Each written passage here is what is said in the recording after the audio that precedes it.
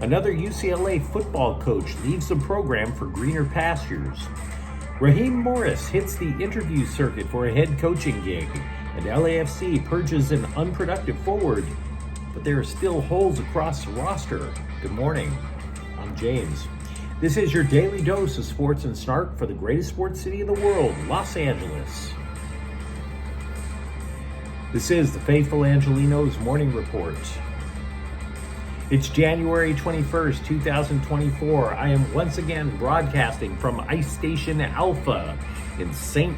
Loser, Missouri, where, hey, don't worry everybody, that noise is just gunfire. So be it. Do you like being in the know about LA sports while we are all dodging bullets? Well, clickety-clack the like button. Clickety-clack the subscribe button. There's a notification bell. Hit that. It'll let you know we drop new content.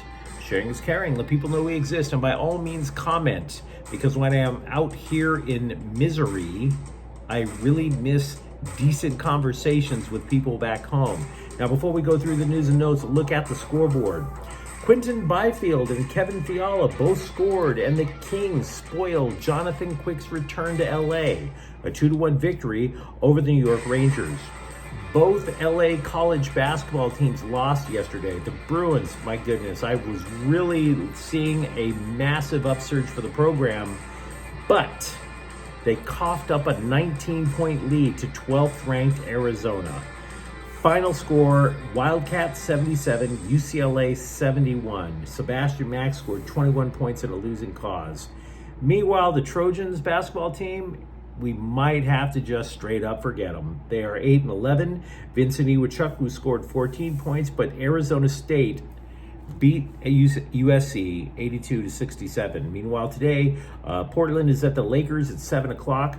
Brooklyn is going to be at the Clippers at 12:30. Brandon Boston and Kobe Brown have both been recalled to the Clippers from the G League. What do you say we get to the news?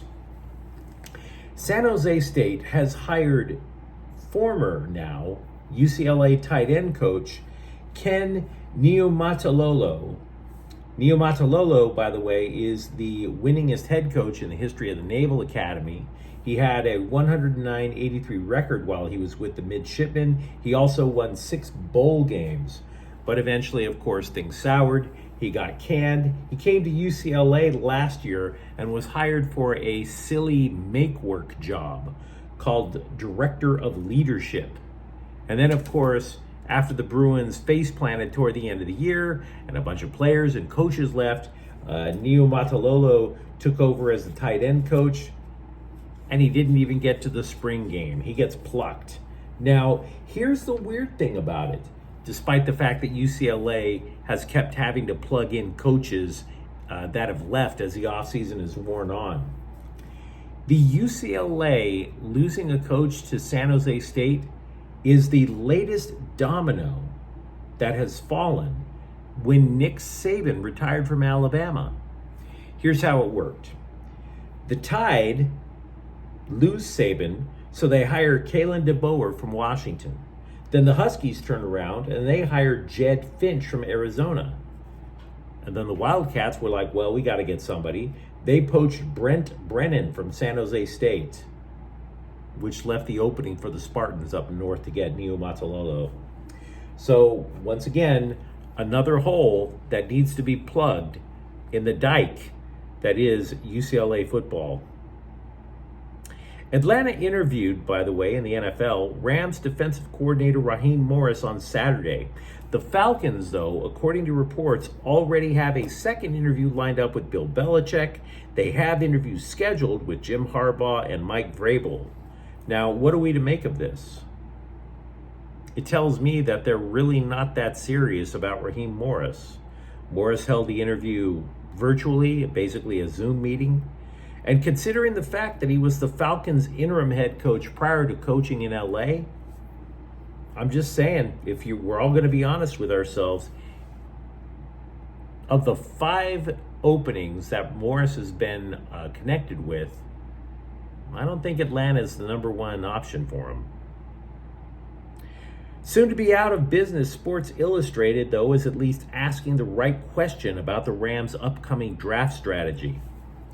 Take a quarterback or a pass rusher.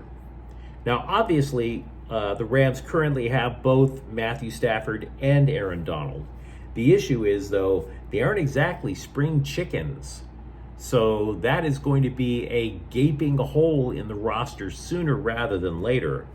And I'll be honest with you, if I were to start a football team from scratch, if for whatever reason, some NFL owner decided to pluck me out of this ghetto hotel in St. Loser and say, we want you to build a team, the top two priorities I would have: franchise quarterback or somebody who rushes the quarterback. Because football to me is like chess, right? Your quarterback is the king on the board. If you don't have a king, checkmate, you lose. I mean, there's a lot of Raider fans out in LA. Let's be honest with ourselves. If you are a Raider fan, the last elite quarterback that they had on the roster was Rich Gannon. And that's why the Raiders have barely qualified for the playoffs over the last couple of decades. It is what it is. It sounds horrifying. Sounds like I'm disrespecting your team. It's a simple fact. No elite quarterback, no chance of winning. But with the 19th pick in the first round, it is way too far down in the draft to know how things are going to shake out. Do you really anticipate the Rams being in position to get a franchise quarterback at pick 19? I wouldn't. For that matter, do you anticipate getting the next Aaron Donald at 19? I wouldn't either. If it were my pick and neither type of talent was available, I'd strongly consider trading down. Let me know about that if you're a Rams fan, what you think in the comments thread.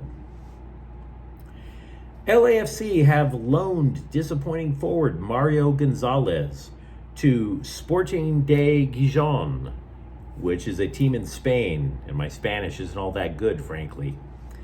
The loan will be through June with an option to basically take the player outright. Now, the thing with Gonzalez, LAFC's offense, frankly, started sputtering a little bit last year, with the exception, of course, of Dennis Bouanga, who had an incredible year last year. He comes to LA, and the guy only scored once in 12 matches.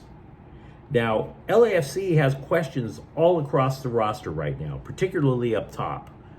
They haven't officially tried to get Carlos Vela back.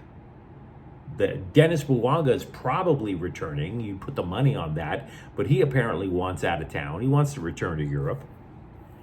But you could easily argue that Gonzalez was not going to be the answer either. Now, the result is, for the black and gold, they either have a lot of faith in Nathan Ordaz, or that's going to be another problem that they have to solve. And right now, I'm leaning toward the latter. By the way, if you're a Galaxy fan, as I am, did you notice that there was a story making the rounds yesterday that claimed that when he was in LA, Zlatan Ibrahimovic, he was just basically a big bully to his teammates?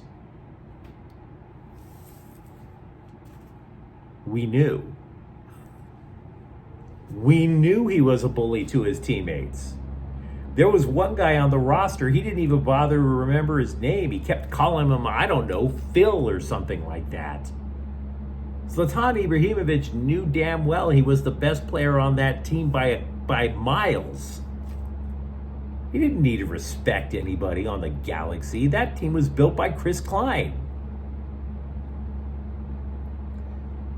I do not blame Zlatan Ibrahimovic one iota for being a bully to a bunch of players that wound up winning the Golden Spoon the year prior. Sorry. Or Wooden Spoon, I should say. What can I tell you? I worked overnight. My brain's not entirely functioning. Do you still tweet? Do you still X? The reason I bring it up is because on X a day or so ago, there were these random scribes who said that the Chargers right now were in position to go sign Jim Harbaugh because they have fulfilled their obligation to the Rooney Rule.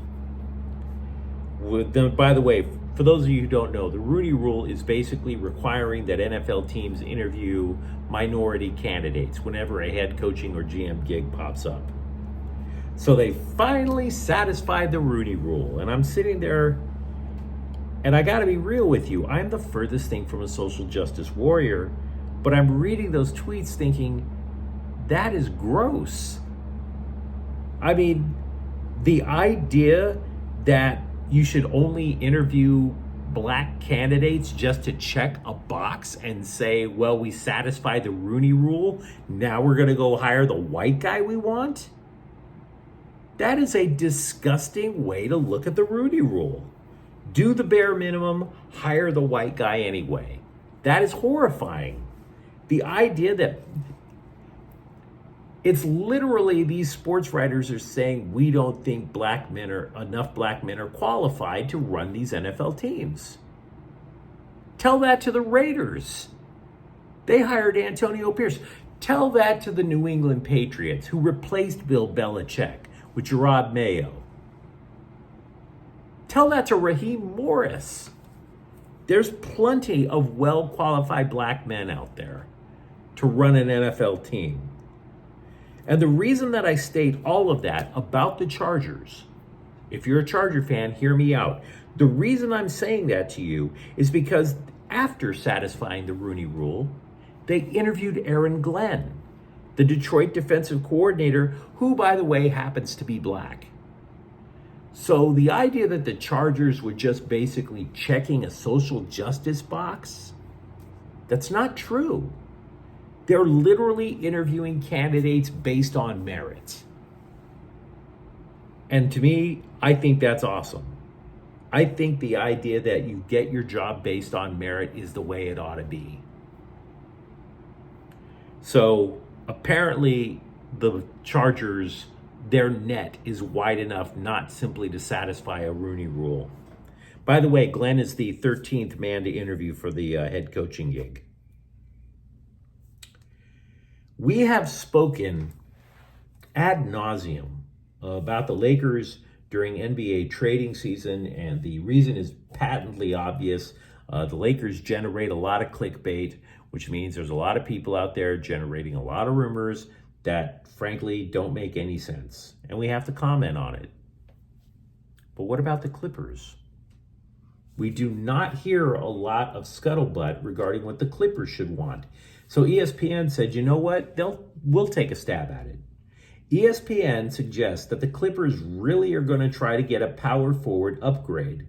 Now, you might sit there and say, well, wait a second. They already have PJ Tucker on the roster, but that man hasn't played in damn near 3 months. And it's not because of injury. It's because for a power forward, he's only 6'5".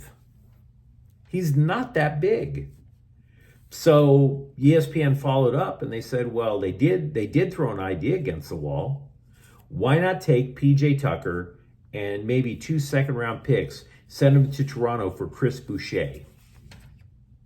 Now, is that going to happen, or are they just pulling a name out of their backside? I would suggest it's the latter. But if you are a Clippers fan, I would still say, you know what? A power forward upgrade might be a lovely idea as this team prepares for the playoffs. Because you got to have some muscle going in when you're trying to fight for the trophy. The Athletic has already given up on Pierre-Luc Dubois, who was acquired by the Kings in a trade during the offseason. And that matters because the Athletic now is also wondering who the Kings should be looking at in the trade market. And they believe the team is lacking a scoring winger more than anything else to get a pulse back in the offense. Some Kings fans obviously think that the biggest change the Kings could make to improve things would be to fire the coach, which I kind of understand. But I also understand the point about patience. Anyway, bottom line, the Kings' big ticket acquisition, people are already giving up on them. But you let me know what you think in the comments thread. Talk to me about the UCLA coaching situation, or for that matter, if Raheem Morris is in line to go get himself a new gig. And if you enjoyed the content, don't forget to subscribe to Faithful Angelenos. We're talking LA sports every single day here. Thank you for watching. I'm James. I need to get some sleep. We'll be back tomorrow. Faithful Angelenos is a Kian Corte El Queso production. Take care.